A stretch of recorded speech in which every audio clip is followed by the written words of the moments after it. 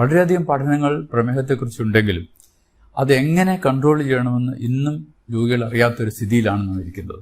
ഈ പ്രമേഹം ഞാൻ നേരത്തെ പറഞ്ഞാൽ ഒരുപക്ഷെ ജന്മനാൽ തന്നെ ശരീരത്തിൽ തുടങ്ങിയിരിക്കും, പക്ഷെ ഒരു കാലഘട്ടത്തിലേ അത് പുറമേക്ക് കാണുകയുള്ളൂ. ഈ ശരീരത്തിന് തൂക്കം കൂടുന്നതനുസരിച്ചിട്ട് പ്രമേഹം ഉണ്ടാകാനുള്ള സാധ്യത വളരെ കൂടുതലാണ്. ഒരു അരമണിക്കൂർ ആഴ്ചയിൽ 5 ദിവസം വ്യായാമം ചെയ്യുന്നത് ഏറ്റവും പ്രധാനമാണ്, പ്രത്യേകിച്ച് 35 വയസ്സിന് ശേഷമുള്ളവർ.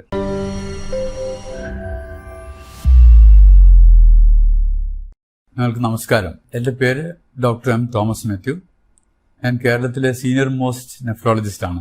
മെഡിക്കൽ കോളേജിൽ നിന്ന് റിട്ടയർ ചെയ്തതിന് ശേഷം ഇപ്പോൾ കോഴിക്കോട് ബേബി മെമ്മോറിയൽ ഹോസ്പിറ്റലിൽ വർക്ക് ചെയ്യുകയാണ്. നമുക്കറിയാം, പ്രമേഹം അഥവാ ഡയബറ്റീസ് കാലാകാലങ്ങളായി മനുഷ്യ ജീവിതത്തെ നിശബ്ദമായി കൊല്ലുന്ന ഒരു രോഗമാണ്. ക്രിസ്തുവിന് മുമ്പ് 1500 BC മുതൽ ഈ രോഗം അറിയപ്പെട്ടിരുന്നു. എന്നാൽ 19ാം നൂറ്റാണ്ടിന്റെ മധ്യത്തിലാണ് അതിനെപ്പറ്റി ആധികാരികമായ മനുഷ്യർ പഠിക്കുന്നതിനും ചികിത്സ ആരംഭിക്കുന്നതിനും സാധിച്ചിട്ടുള്ളത്. നാം അറിയേണ്ട ഒരു പ്രധാന കാര്യം, വർഷങ്ങളായി അറിയുന്ന ഒരു രോഗമാണെങ്കിലും അത് എങ്ങനെ കൺട്രോൾ ചെയ്യണമെന്നോ അതിനെ എങ്ങനെ തടുക്കണമെന്നോ അതിന്റെ പാർശ്വഫലങ്ങൾ വരാതെ എങ്ങനെ നോക്കണമെന്നോ ഇന്നും ജനങ്ങൾക്ക് അറിയില്ല.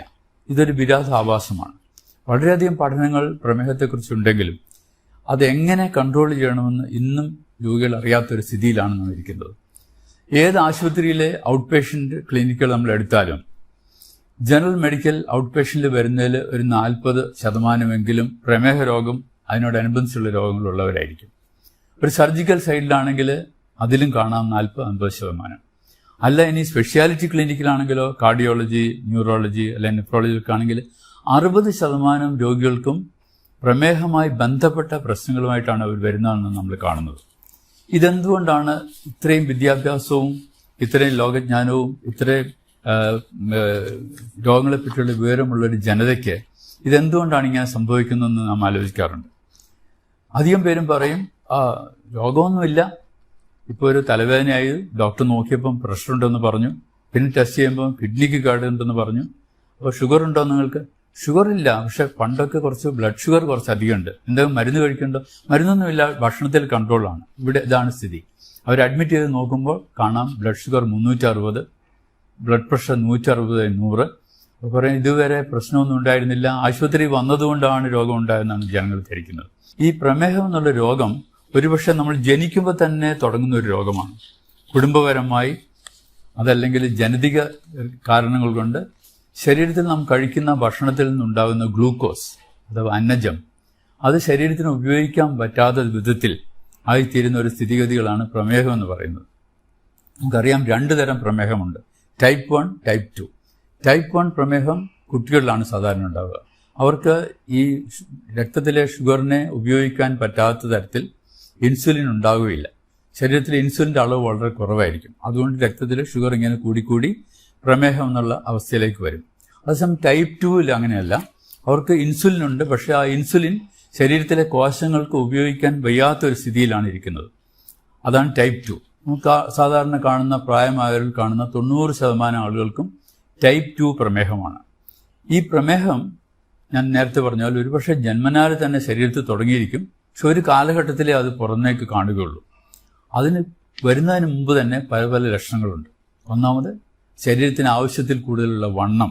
ഒരാൾക്ക് എത്ര വണ്ണം വേണം നിങ്ങൾ ചോദിച്ചാൽ നമുക്ക് പറയാം, അത് ബോഡി മാസ് ഇൻഡെക്സ് കാൽക്കുലേറ്റ് ചെയ്യണം. ഒരാളുടെ വെയിറ്റും ഹൈറ്റും എടുത്തിട്ട്, ഹൈറ്റ് മീറ്റർ സ്ക്വയറിലും വെയിറ്റ് കിലോഗ്രാമിലും എടുത്തിട്ട് ആ വെയിറ്റിനെ ഹൈറ്റ് കൊണ്ട് ഹരിച്ചാൽ അത് 18-നും 25-നും ഇടയ്ക്കാണെങ്കിൽ അവരുടെ തൂക്കം ശരിയാണെന്ന് അർത്ഥം.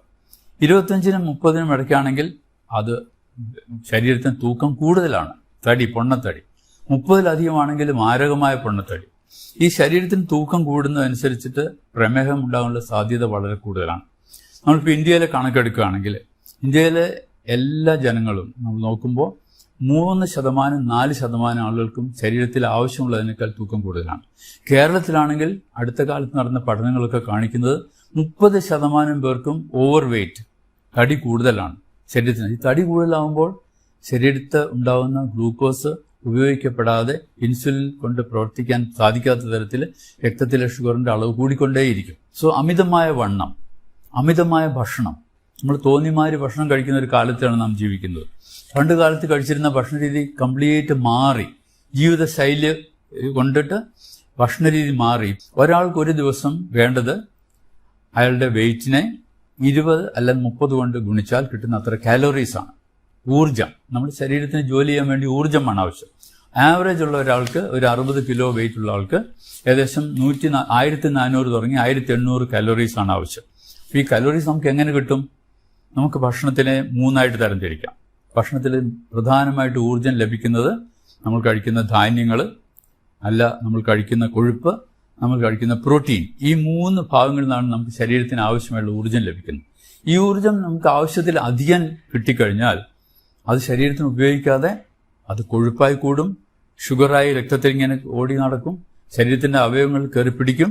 ഇത് വേറൊരു വലിയ സംഗതി എന്താണെന്ന് വെച്ചാൽ, ശരീരത്തിൽ ആവശ്യമുള്ള ഷുഗറിനേക്കാൾ കൂടുതൽ ഷുഗർ ഉണ്ടായാൽ അതിന്റെ ചയാപചയം, അതായത് മെറ്റബോളിസം ഒരു അസാധാരണ രീതിയിലേക്ക് പോകും.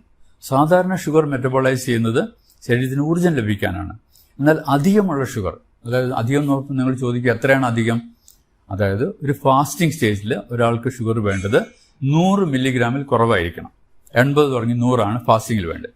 ഭക്ഷണം കഴിച്ച് 2 മണിക്കൂറിന് ശേഷം നോക്കുകയാണെങ്കിൽ അത് ഒരു 120-നും 140-നും ഇടയ്ക്കായിരിക്കും. അതിൽ കൂടുതലൊക്കെയാണ് അധികം ഷുഗർ എന്ന് പറയുന്നത്.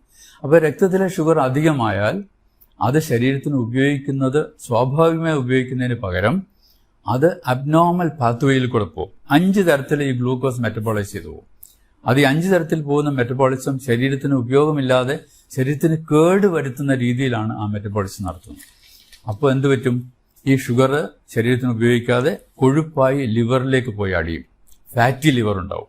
കൂടാതെ ഈ മെറ്റബോളിസം തെറ്റി വരുന്ന അസാധാരണമായുള്ള മെറ്റബോളിസം കൊണ്ടിട്ട് അതിലുണ്ടാകുന്ന ഘടകങ്ങൾ ശരീരത്തിലെ രക്തക്കുഴലിനെയും കോശങ്ങളെയും ഒക്കെ മാരകമായി അഫക്റ്റ് ചെയ്യും. അങ്ങനെ വലിയ രക്തക്കുഴലുകൾക്കും ചെറിയ രക്തക്കുഴലുകൾക്കും ഒക്കെ കേടുവന്ന് കാലക്രമേണ ആ ഒരു രോഗമായി മാറുകയാണ് ചെയ്യുന്നത്. ഈ ഷുഗർ കൂടിയുണ്ട്. ആവശ്യത്തിലധികം ഷുഗർ ശരീരത്തിലുണ്ടായാൽ അത് ശരീരത്തിന് ദോഷമാണ് എന്നുള്ള വാസ്തവം നമ്മളെപ്പോഴും അറിഞ്ഞിരിക്കും. ഷുഗർ കുറയ്ക്കുന്നത് ശരീരത്തിന് ആവശ്യമുള്ള ഊർജം കിട്ടാൻ വേണ്ടി മാത്രമുള്ള ഭക്ഷണം കഴിക്കുക. ഇപ്പോൾ ഒരു 1600 കാലറി വേണമെങ്കിൽ അത് ഒരു 3 തവണയായിട്ട് അത് ഡിവൈഡ് ചെയ്യണം. രാവിലെ ഒരു 350-400 കലോറി, രാത്രി അതുപോലെ 350-400 കലോറി, ഉച്ചയ്ക്ക് അതിന് ബാക്കിയുള്ള ഭക്ഷണം ക്രമീകരിക്കാൻ ലോക ആരോഗ്യ സംഘടനയും ഡയബറ്റിക് അസോസിയേഷനും ഒക്കെ കൂടി തീരുമാനിച്ചിരിക്കുന്ന ഒരു ഫുഡ് പ്ലേറ്റ് ഉണ്ട്. ആ ഫുഡ് പ്ലേറ്റ് എന്ന് പറഞ്ഞാൽ നമ്മൾ സാധാരണ ഒരു പ്ലേറ്റ് എടുത്താൽ അത് 4ആയിട്ട് നമ്മൾ ഡിവൈഡ് ചെയ്യണം, മാനസികമായി ഡിവൈഡ് ചെയ്യണം. അതിന്റെ പകുതി ഭാഗം പച്ചക്കറികൾ മാത്രമേ പാടുള്ളൂ. ആ പകുതി ഭാഗത്തിൽ അതിന്റെ പകുതി, അതായത് 1/4 ഭാഗം വേവിച്ച പച്ചക്കറികളും 1/4 ഭാഗം വേവിക്കാത്ത പച്ചക്കറികളും. അപ്പോൾ 1/2 ഭാഗം അങ്ങനെ പോയി. മറ്റേ 1/2 ഭാഗത്ത് അതിന്റെ 1/4 ഭാഗത്തിൽ പ്രോട്ടീൻ അടങ്ങിയ സംഗതികൾ, അത് ഒന്നിൽ പയറ്, കടല, പരിപ്പ്, അല്ലെങ്കിൽ മീനോ അല്ലെങ്കിൽ മുട്ടയോ അതല്ലെങ്കിൽ ഇറച്ചിയോ. അതിന്റെ മറ്റേ 1/4 ഭാഗത്ത് ധാന്യങ്ങൾ, അതായത് 1 കപ്പ് ചോറ് അല്ലെങ്കിൽ 1 ചപ്പാത്തി അല്ലെങ്കിൽ 1 ദോശ അല്ലെങ്കിൽ 2 ഇഡ്ഡലി.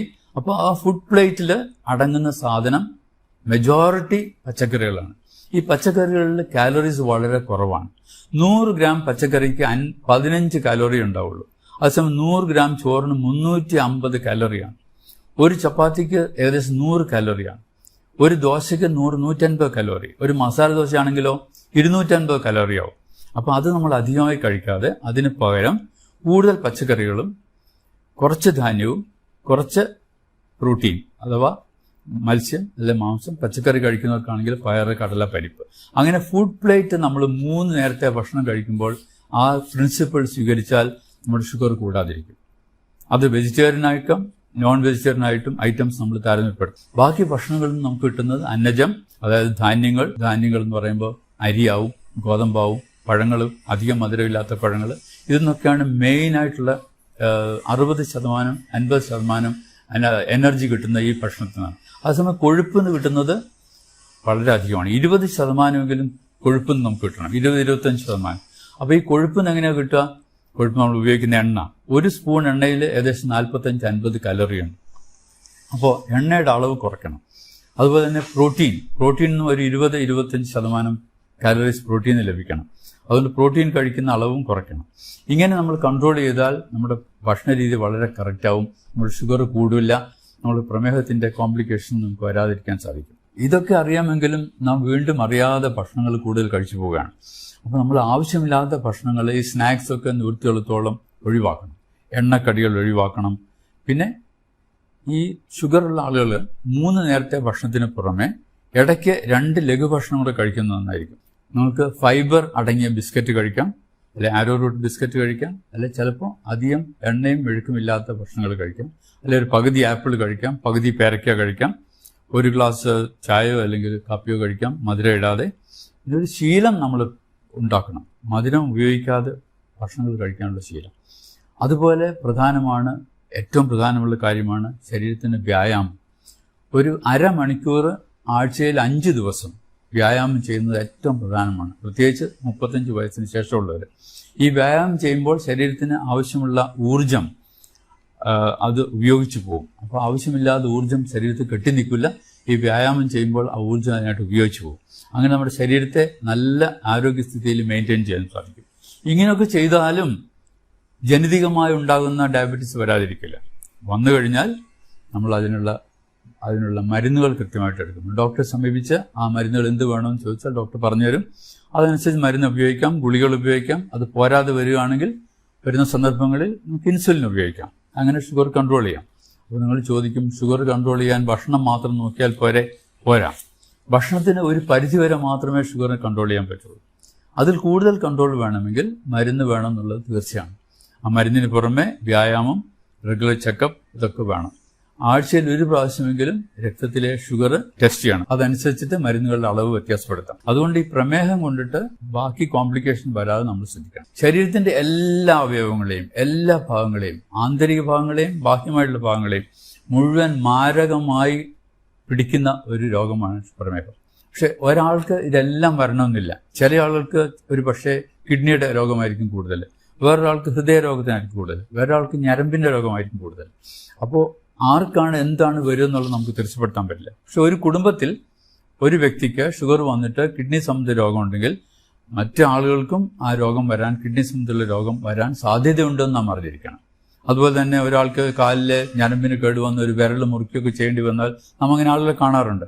അവരുടെ കുടുംബത്തിലുള്ള മറ്റാളുകൾക്കും ഇങ്ങനെ വരാൻ സാധ്യതയുണ്ടെന്ന് നാം അറിഞ്ഞിരിക്കണം. ഇപ്പോൾ ഉള്ള കണക്കനുസരിച്ചിട്ട് നമ്മുടെ ലോകത്തിലെ ഇന്ത്യ രാജ്യത്തിനാണ് 2ാം സ്ഥാനം ഷുഗറുള്ള ആളുകളുടെ.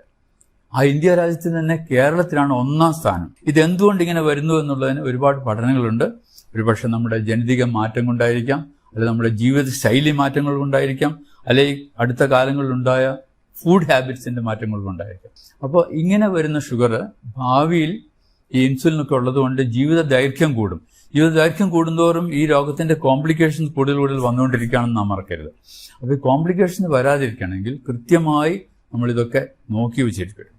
ഏതൊരു പ്രായം ആയ ആളും, 30 വയസ്സിന് കഴിഞ്ഞ ആളും വർഷത്തിൽ ഒരിക്കലെങ്കിലും അവരുടെ ബ്ലഡ് ഷുഗർ നോക്കണം. ബ്ലഡ് ഷുഗർ നോക്കുമ്പോൾ അത് വേണ്ടതിലധികമാണെന്ന് കണ്ടാൽ തീർച്ചയായും ഡോക്ടറെ സമീപിച്ച് അവരുടെ വെയിറ്റ് മനസ്സിലാക്കണം. വെയിറ്റ് അനുസരിച്ചിട്ട് അത് ക്രമീകരിക്കണം, ഭക്ഷണ രീതി ക്രമീകരിക്കണം. നമ്മൾ ഒന്ന് രണ്ട് നമ്പേഴ്സ് ഓർത്തിരിക്കുന്ന എപ്പോഴും നല്ലതാണ്. Number 30, number 40, number 70, number 80, number 90. നമ്മൾ ചോദിക്കും ഇതെന്താ നമ്പർ? നമ്മുടെ 40 എന്ന് പറഞ്ഞാൽ ആണുങ്ങളുടെ കഴുത്തിന്റെ ചുറ്റളവാണ്. കഴുത്തിന്റെ ചുറ്റളവ് 40 കൂടിയാൽ പ്രമേഹം വരാനുള്ള സാധ്യത കൂടുതലാണ് ചുരുക്കം. അത് സ്ത്രീകൾക്കാണെങ്കിൽ 30 ഇഞ്ച് കൂടുതലാണെങ്കിൽ അതും പ്രമേഹം വരാൻ സാധ്യതയാണ്. ഇനി നിങ്ങൾ ചോദിക്കുക എന്താ 70% ആളുകൾക്കും പ്രമേഹമുള്ളവർക്ക് കോംപ്ലിക്കേഷൻസ് വരും. അപ്പോൾ ഒരു പ്രമേഹമുള്ള ആൾക്ക് കോംപ്ലിക്കേഷൻ ഉണ്ടാകാൻ സാധ്യത വളരെ കൂടുതലാണെന്ന് ഓർക്കണം. 80 എന്താ? 80 എന്ന് പറഞ്ഞാൽ നമ്മുടെ വയറിന്റെ ചുറ്റളവ്, പുക്കിളിന്റെ സൈഡിൽ കൂടി വയറിന്റെ ചുറ്റും ഒന്ന് മെഷർ ചെയ്താൽ 80 സെന്റിമീറ്റർ സ്ത്രീകൾക്കും 90 സെന്റിമീറ്റർ ആണുങ്ങൾക്കും. അത് കൂടുതലാണെങ്കിൽ അവർക്ക് പ്രമേഹം ഉണ്ടാകാനുള്ള സാധ്യത വളരെ കൂടുതലാണ്. അവരുടെ തടി വളരെ കൂടുതലാണെന്ന് നാം ഓർക്കണം. 90 കൂടുതലുള്ള പുരുഷന്മാരും 80 കൂടുതലുള്ള സ്ത്രീകളും വളരെ വളരെ വളരെ ശ്രദ്ധിക്കണം. അത് കുറയ്ക്കുന്നത് നമ്മുടെ ഭക്ഷണത്തിൽ കൂടിയും എക്സസൈസിൽ കൂടിയും ഒക്കെയാണ്. അതിന് ബുദ്ധിമുട്ടുള്ള കാര്യമല്ല. കൂടാതെ വേറെ ചില നമ്പേഴ്സ് നമ്മൾ ഓർക്കണം. രക്തസമ്മർദ്ദം, പ്രമേഹം ഒക്കെ കൂട്ടാളികളാണ്, ഒരുമിച്ചാണ് അവർ പോവുക. 30 വയസ്സ് കഴിഞ്ഞാൽ തീർച്ചയായും രക്തസമ്മർദ്ദം നമ്മൾ നോക്കിയിരിക്കണം. അതൊരു നിശബ്ദ കൊലയാളിയാണ്. യാതൊരു സൈൻസും സിംറ്റം ഇല്ലാതെ പെട്ടെന്ന് ഒരു ദിവസം ബ്രെയിൻ അറ്റാക്ക് വരും, അല്ലെങ്കിൽ ഹാർട്ട് അറ്റാക്ക് വരും, അല്ലെങ്കിൽ കിഡ്നി ഫെയിൽ ചെയ്യും. അപ്പോഴാണ് അറിയുന്നത് പ്രഷർ 200/120 ആണെന്നുള്ള കാര്യം. നോർമലായിട്ട് ഒരാൾക്ക് 140/80 ആണ് ബ്ലഡ് പ്രഷർ. അതിൽ കൂടുതലുണ്ടെങ്കിൽ അതിന്റെ കാരണം എന്താണെന്നും അതിന്റെ ട്രീറ്റ്മെന്റ് എന്താണെന്നും നമ്മൾ തീരുമാനിക്കും. ഇപ്പോൾ ആശുപത്രിയിൽ പോകുമ്പം നമ്മൾ കാണുന്ന രോഗികൾ വരും. അപ്പോൾ ഡോക്ടറെ, എനിക്ക് കാല് വേദനയാണ്, മുട്ടുവേദനയാണ്, കാല് തരിപ്പുണ്ട്, അത് നിങ്ങൾക്ക് വേറെ എന്തെങ്കിലും അസുഖം ഉണ്ടോ എന്ന് ചോദിച്ചാൽ അസുഖമൊന്നുമില്ല എന്ന് പറയും. പിന്നെ ചോദിച്ചു വരുമ്പോഴാണ് തരുന്നത് 20 വർഷമായിട്ട് പ്രമേഹ രോഗമുണ്ട്, 15 വർഷമായിട്ട് രക്തസമ്മർദ്ദമുണ്ട് എന്ന് അവർ പറയുന്നു. ഒരു 50 വർഷമായ രോഗികളെ കണ്ട് പരിചയമുള്ള എനിക്ക് നിങ്ങളോട് പറയാനുള്ള ഒരു പ്രധാന കാര്യം അതാണ്. ഡോക്ടർമാരെ സമീപിക്കുമ്പോൾ നിങ്ങളുടെ രോഗത്തിന്റെ മുമ്പുകൂട്ടിയുള്ള വിവരങ്ങൾ തീർച്ചയായും പറഞ്ഞിരിക്കണം. അതല്ലെങ്കിൽ ചികിത്സ തെറ്റും, മരുന്ന് തെറ്റും, ഡോക്ടർ കൺക്ലൂഷൻ തെറ്റിപ്പോവും. അത് നിങ്ങൾക്ക് തന്നെ ബുദ്ധിമുട്ടാവും. അപ്പോൾ അവനവർക്കുള്ള രോഗത്തെപ്പറ്റി നാം അറിഞ്ഞിരിക്കണം. അത് മറ്റുള്ള ഡോക്ടർമാരടുത്ത് പറയാൻ മടി കാണിക്കരുത്. ഡോക്ടർ ഇങ്ങനെ ചോദിച്ച് സമയം എടുത്തിട്ട് കണ്ടുപിടിക്കുന്ന ഒരു കാര്യമല്ല. നമ്മുടെ രോഗത്തെപ്പറ്റി, നമ്മുടെ ശരീരത്തിന്റെ സ്ഥിതിയെപ്പറ്റി നമ്മൾ എപ്പോഴും ബോധവാന്മാരായിരിക്കണം. പിന്നെ നാം അറിയണം, ഈ പ്രമേഹം എത്ര സൂക്ഷിച്ചാലും കുറച്ച് കൂടുതലായി വരുന്ന രോഗമാണ്. 60% ആളുകൾക്കും കിഡ്നി രോഗം ആയി മാറാം. കിഡ്നി രോഗം പ്രമേഹത്തിന്റെ കൂടെ വരാം. Diabetic nephropathy. 50% ആളുകൾക്കും ഹാർട്ട് ഡിസീസ് വരാം. ഏകദേശം 50% 60% ആളുകൾക്ക് ന്യൂറോപ്പതി വരാം, ഞരമ്പിന്റെ കോംപ്ലിക്കേഷൻ വരാം. ഇങ്ങനെയൊക്കെ ഉണ്ടാവുന്ന ഒരു രോഗം. കണ്ണിന് കേട് വരും വളരെ അധികം പേർ. അപ്പോൾ കണ്ണിന് കേട് വരും, ലേസർ അടിക്കും. ഇതൊക്കെ രോഗികൾക്ക് ഉണ്ടാകുന്ന സംഗതികളാണ്. പക്ഷെ അവർ പറയാറില്ല. പിന്നെ ചോദിച്ചു വരുമ്പോൾ ആ കണ്ണിന് ലേസർ അടിച്ചിരുന്നു 2 വർഷം മുമ്പെന്ന് പറയും. അപ്പോൾ അന്നേ ഷുഗർ ഉണ്ടെന്നുള്ള കാര്യം അവർ മറന്നു പോകുന്നു. ആ ഷുഗറിനെ കൺട്രോൾ ചെയ്യുന്ന കാര്യം മറന്നു പോകുന്നു. ഡോക്ടർമാർ പറയും നിങ്ങൾ ശരിക്കും ഷുഗർ കൺട്രോൾ ചെയ്യണം. എന്നാൽ എങ്ങനെ കൺട്രോൾ ചെയ്യണമെന്ന് അവർക്ക് അറിയുന്നില്ല. ഭക്ഷണത്തിൽ ക്രമീകരിക്കുക, എക്സസൈസ് ചെയ്യുക, വെയിറ്റ് കുറയ്ക്കുക, ഈ പ്രധാന കാര്യങ്ങളെല്ലാം നമ്മൾ സൂക്ഷിച്ചാൽ കൂടുതൽ കോംപ്ലിക്കേഷൻ ഇല്ലാതെ ഡയബറ്റീസിനോട് കൂടി ഒരു സുഗമമായ ജീവിതം നയിക്കാൻ സാധിക്കും. നമുക്ക് മനസ്സിലായെന്ന് കരുതുന്നു. Thank you very much.